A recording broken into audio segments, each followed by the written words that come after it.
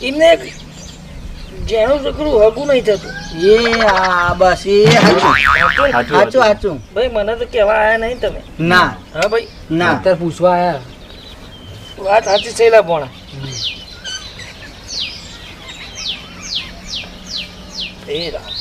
શૈલા લે એક વેણ બનાય પછી તા ભાઈનું નાકું જેટલું ઊભું રહ્યું છે જેટલા ભાઈનું કોમ અટકાઈ રહ્યું છે નોકરી ધંધો એને ખોટ નહીં ભાઈ સાચું હા સાચું સાચું ને આ બાજુ આવો આ બાજુ આવો આ બાજુ આવો સાચું સાચું એ ભાઈને આગળ કરો આ લાયન આગળ હજુ